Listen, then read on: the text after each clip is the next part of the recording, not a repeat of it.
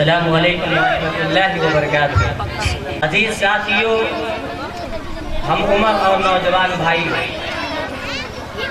آج میں آپ لوگوں کے سامنے اس سالانہ انجمن میں جس عنوان کے تحت بولنا چاہتا ہوں، میرا عنوان ہے مخلوط تعلیم کیا ہے اور اسلام میں کیا ہے۔ آج اگر ہمارے معاشرے کے اندر دیکھا جائے تو ہر والدین یہ چاہتے ہیں جو میری اولاد ہے یہ اعلیٰ سے اعلیٰ تعلیم حاصل کرے، اعلیٰ سے اعلیٰ مقام پر پہنچے۔ ہر والدین کی یہ خواہش ہوتی ہے۔ آئیے پہلے ہم یہ جان لیتے ہیں کہ مخلوط تعلیم کیا ہے۔ مخلوط تعلیم کہتے ہیں کہ ایک ہی گھڑی، ایک ہی کمرے میں، ایک ہی روم کے اندر، ایک ہی ٹائم لڑکے اور لڑکیاں یعنی مرد اور عورت دونوں ایک ساتھ تعلیم حاصل کریں، اسی کو مخلوط تعلیم کہا گیا۔ اس کی ابتدا کہاں سے ہوئی؟ اس کی ابتدا امریکہ میں سن 1774 عیسوی میں ہوئی، اور اسی طریقے سے فرانس میں 1886 میں اسے قانونی جواز دیا گیا مخلوط تعلیم۔ علی کل مسلم کی دین کا علم حاصل کرنا ہر مسلمان مرد اور عورت پر فرض ہے کہ وہ دین کا علم حاصل کریں۔ لیکن ہمارے کچھ جو مائیں اور بہنیں ہوتی ہیں ان کا کہنا ہے کہ اسلام ہمیں علم حاصل کرنے سے روکتا ہے، اسلام ہمیں تعلیم حاصل کرنے سے منع کرتا ہے، ہمیں بلندیوں پر جانے سے منع کرتا ہے۔ یہ ان کا کہنا غلط ہے، بالکل غلط ہے۔ میرے بھائیوں، اللہ تبارک و تعالیٰ نے ہر چیز کا ایک دائرہ بنایا ہے، اور ہر چیز اگر اپنے دائرے کار کے اندر رہ کر کے اپنے دائرے میں کام کرے تو انشاءاللہ وہ کامیاب رہے گی۔ ہمیشہ الشمس ينبغي لها أن تدرك القمر ولا الليل سابق النهار وكل في فلك يسبحون۔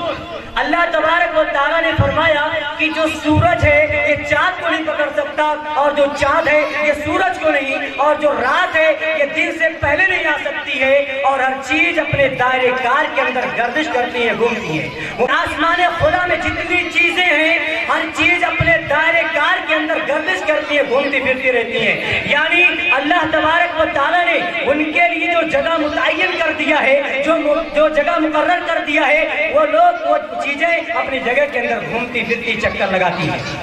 ہماری ماں اور بہنوں کا کیا کہنا ہے؟ اسلام ہمیں اعلیٰ تعلیم حاصل کرنے سے روکتا ہے۔ میرے بھائیوں، جس دن آپ لوگ کالجوں اور یونیورسٹیوں کے حالات کو جان جائیں گے، جب اخباروں کو پڑھیں گے، رسالوں کو پڑھیں گے، اور ان کے بارے میں جو کتابیں ان کو پڑھیں گے، تو اللہ کی قسم کھا کے کہتا ہوں، آپ کے دل میں اگر ذرہ برابر ایمان ہوگا تو کبھی اپنے بچوں کو اس کالج میں یا یونیورسٹیوں میں داخلہ نہیں دو گے۔ آپ یغضضن من ابصارہن ویحفظن فروجہن، اس آیت کریمہ کے بھی مخلوط تعلیم کے اندر، کالجوں کے اندر، یونیورسٹیوں کے اندر نافرمانی کی جاتی ہے۔ اللہ تبارک و تعالیٰ قرآن کریم کے اندر فرماتا ہے قل للمؤمنین یغضوا من ابصارہم ویحفظوا فروجہم۔ مرد ہیں وہ اپنی نگاہیں نیچے رکھے، اپنی شرمگاہ کی حفاظت کریں۔ مخلوط تعلیم کا حال کیا ہے؟ وہاں کلاس کے اندر کیا ہوتا ہے؟ ایک روم کے اندر لڑکے اور لڑکیاں دونوں بیٹھی رہتی ہیں، ایک سائڈ لڑکے رہتے ہیں، ایک سائڈ لڑکیاں۔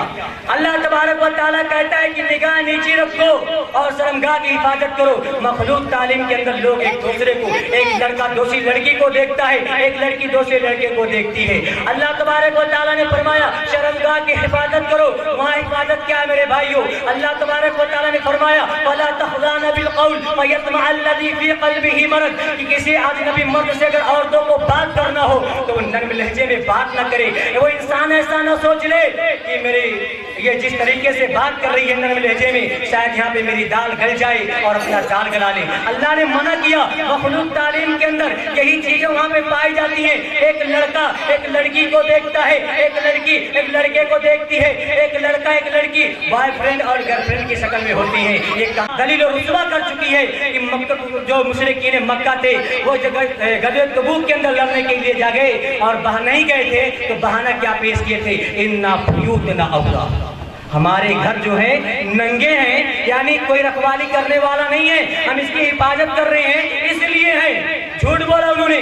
میرے بھائیوں، وہ مشرکین ہو کر کیا کہتی ہیں، ان منافقین ہو کر کیا کہتی ہیں، ان بیوتنا اولا، کہ ہمارے گھر جو ہیں یہ ننگے ہیں، اس کی حفاظت کر رہی ہیں۔ اور آپ اور ہم کیسے لوگ ہیں، ہم اور آپ کیسے لوگ ہیں؟ بلکہ سرفراز بزمی کے جو پاکستان کے کیا کہتے ہیں، اللہ سے کرے دور تو تعلیم بھی فتنہ، اللہ سے کرے دور تو تعلیم بھی فتنہ، املاک بھی، اولاد بھی، جاگیر بھی فتنہ، نہ حق کے لیے اٹھے تو شمشیر بھی فتنہ، شمشیر ہی کیا نعرہ تکبیر بھی فتنہ۔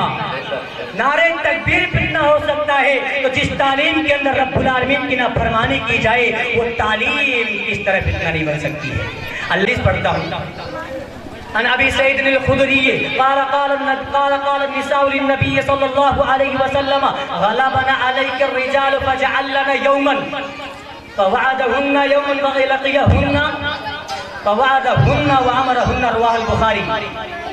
حضرت ابو سعید خدری روایت کرتی ہے کہ عورت آئی اللہ کے نبی کریم صلی اللہ علیہ وسلم سے کہتی ہے، اے اللہ کے رسول، یا اللہ کے نبی صلی اللہ علیہ وسلم، مرد جو ہیں یہ ہم پر غالب آ گئے علم حاصل کرنے میں یا دین کی بات سیکھنے میں، آپ ہمارے لیے کوئی ایک دن مقرر کر دیجئے تاکہ ہمیں بھی نصیحت کرے۔ اللہ کے نبی کریم صلی اللہ علیہ وسلم نے ان کے لیے ایک دن مقرر کر دیا اور جا کر اس دن اللہ کے نبی صلی اللہ علیہ وسلم نے ان کو نصیحت کی۔